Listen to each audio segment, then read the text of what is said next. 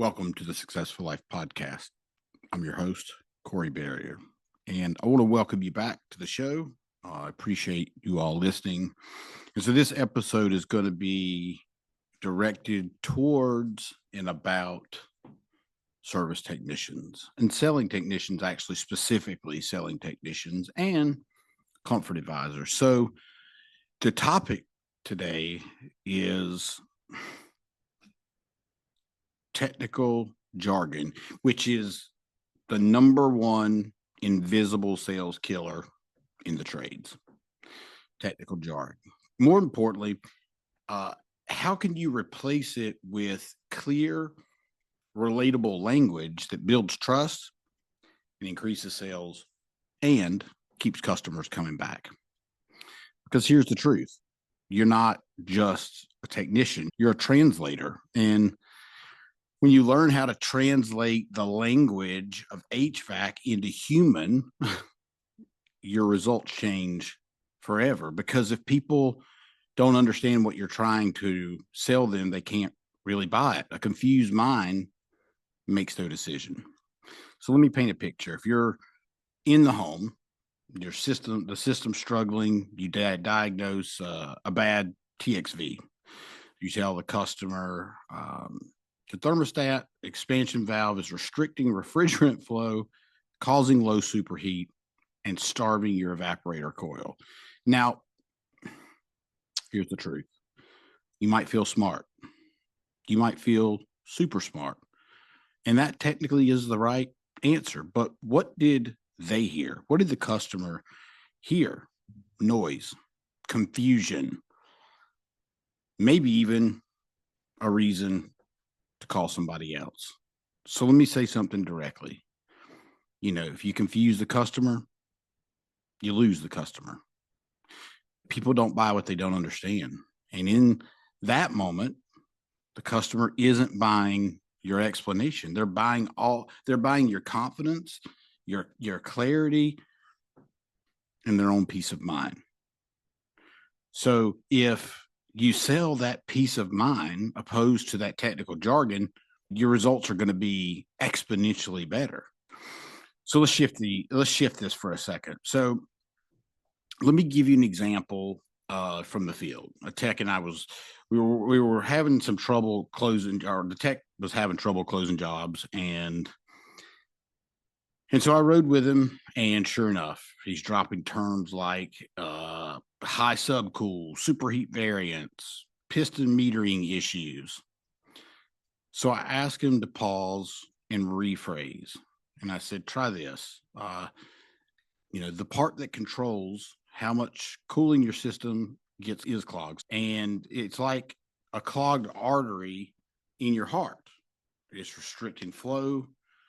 And if we don't fix it, you're going to wear down your entire system. So he used it, and the customer nodded, actually understood what he was saying. And she said, yeah, that makes sense. Let's do it. So the point there is the power of metaphor. That's the power of simple language. And you can use this with, if you're in any industry really, and you're so technically proficient, you got to think about, are you losing customers because you're too technically proficient? And again, I know you want to sound smart. I get that. Everybody wants to sound smart, but this is just not the right time. And there is a time and place for that, but this is not it. So again, you're not just a technician, you're a translator. So you take a complex system, you identify the problem and translate that into a story the customer understands. When you do that, something magical happens. They don't just see you as a guy who fixes stuff. They see you as someone who they can trust, someone who explains things in a way that can help them make a smart decision.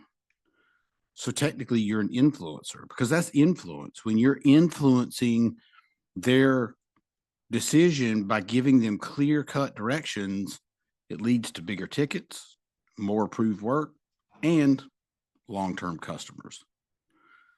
So I'll take another common one. superheat. How many times have you said this as a technician? Just ask yourself, hit pause on the thing and say, how many times throughout the day do I say the word superheat? The superheat's too high. We've got a restriction or a low charge. They nod. The customer nods. They're saying, yeah, yeah, yeah, but they don't get it. And listen, most of the time we're talking to men, not always, but most of the time. And you think because it's another dude that he understands the superheat's too high. He has absolutely no idea. And here's the other side of that. That dude has pride. He has ego. And so instead of saying, "Hey, James, I don't, I don't know what the hell superheat means," they just nod. They don't get it. So why don't you try this instead? Your system's cooling power is weak. It's like trying to cook dinner on a stove that isn't quite getting enough gas. It works, but it's slow and wasteful, and it's going to drive your energy bills through the roof. Suddenly, they feel the problem.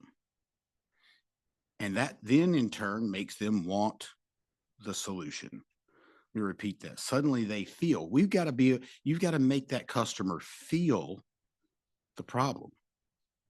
If they don't feel the problem, they're not going to want the solution. And this is all in the tonality that you use. It's all in your body language, your hands, your facial expressions. And quite frankly, the words that you use really don't matter that much, except for when you're using words they don't understand. Because if you're talking to me about, some kind of craziness, some engineer's talking to me about some kind of project he's working on, the second he says something I don't understand, I'm sitting here in my brain while he's still telling me about this thing. I'm stuck on that very first thing in the first sentence that I don't understand. I'm trying to rack my brain trying to figure out what this transformer he's talking about that powers the whole city. I can't really picture that, but I'm trying to. I'm trying to understand what he's talking about. And therefore, I've tuned out the rest of that conversation.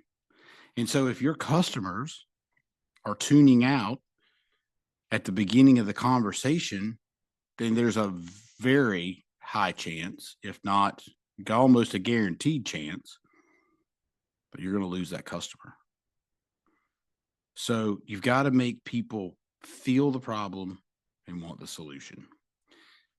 So 3 rules that you can go by of using customer friendly language. Let me just give you 3 quick ones. And just when you're explaining HVAC problems to customers. So stuck in heating mode. Instead of saying stuck in heating mode, because I don't, that people don't know what that means. It's like a car stuck in reverse. You can't go forward until we fix the switch. You see how easy that is? Like, you don't even have to be a car person to understand that. If your car's stuck in reverse and you can't go forward until we fix the switch, you got to fix the switch, right? But if you say stuck in heating mode, well, a customer doesn't know what that means. You know what it means, but they have no idea what that means. So here's another one. Don't say replace your capacitor. Say we'll get your system back to running efficiently and reliably before it fails on the hottest day of the year, right? Don't say replace capacitor.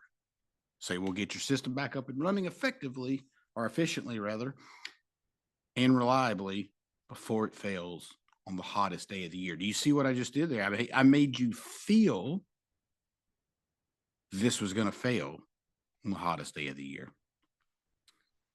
And after you explain, you can say, "Hey, did that make sense?" And this shows that you care. It builds a connection and it gives them space to ask questions.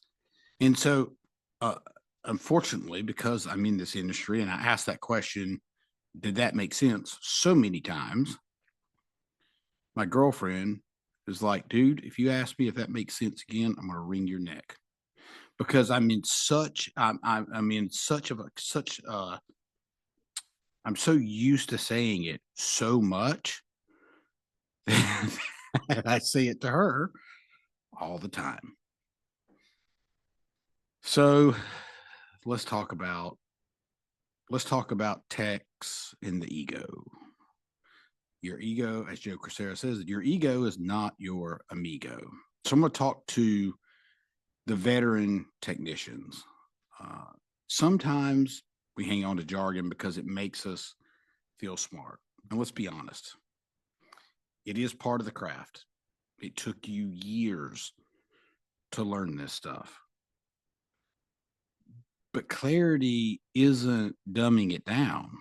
It's lifting them up to your level. You're an expert in the field. You've been around for 10, 12, 15 years, whatever it is, 20 years, for 30 years.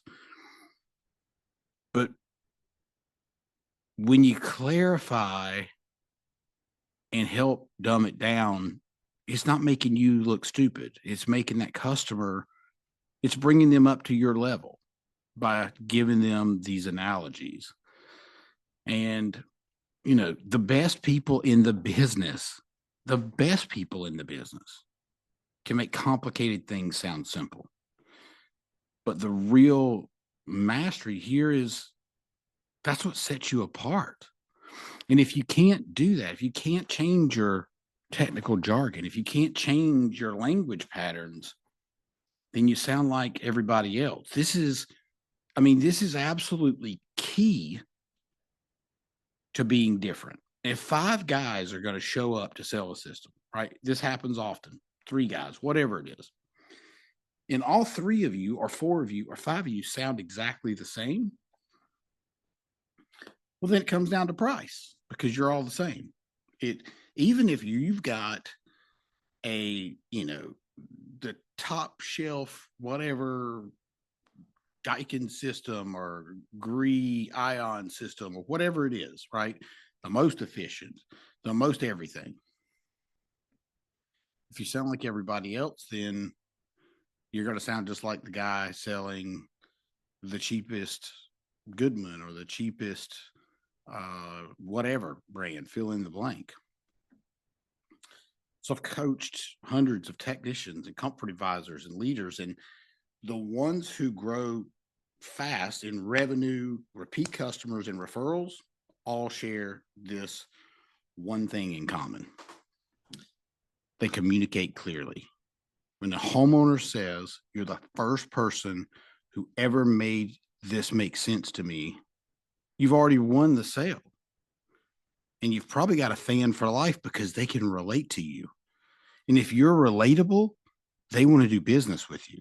If you're unrelatable, if you're talking in jargon, if you want to sound smart, that's fine. But you're going to lose, maybe not every time, but you're going to lose more times than you want to, for sure. And listen, you want, as Tony Robbins says, you want raving fans. You want a fan for life because that means it's a customer for life. It means they're going to call the company and ask for you personally, right? So that's what you're looking for. That's what you want. That's what I want. Repeat customers, repeat happy customers. It's really nice going to a home that you've been to before that they called you for you specifically. Whatever their problem is, they're going to accept whatever you say because you're the professional and you've built a relationship with them and you've helped them not feel stupid. So let's recap some easy wins. Stop using phrases like superheat or TXV restriction or piston metering. Start saying things like not cooling right, blocked cooling valve, older part causing inefficiency. Use analogies, cars, stoves, clogged arteries, traffic jams, anything that paints the picture. See, here's the idea. You've got to paint the picture of the problem. And painting the picture means you've got to have relatable verbiage that can make sense. And in that, you've got to paint the pain in that same picture. Remember, I said earlier, your system's going to die on the hottest day of the year. Well, that doesn't sound very fun to anybody, right? So just remember, you're the guide. You are the hero. You're helping them understand the monster, their system that's broken, so they can overcome it. And, HVAC is a technical field, but communication is an emotional one. And when you learn how to speak to a customer's, at a customer's level, they'll not only trust you, but they'll buy from you, which is what we want. If you build trust, people will buy from you. I promise you. So here's my challenge to you. This week, just pick one technical concept, rewrite how you explain it to the homeowner, put it in ChatGPT, try it on your next call, and watch how it changes the conversation. And I promise you, it's going to feel a little bit awkward. It's going to feel a little bit weird, and you're going to feel like you're dumbing it down, but because you're smart, you're the smartest guy in the room, but you don't need to be the smartest guy in the room. So look, if this episode was good for you, do me a favor, share it on social media, give us a 5-star review. It really helps more people find the podcast. And I appreciate you listening to the Successful Life podcast, and we'll see you next Friday.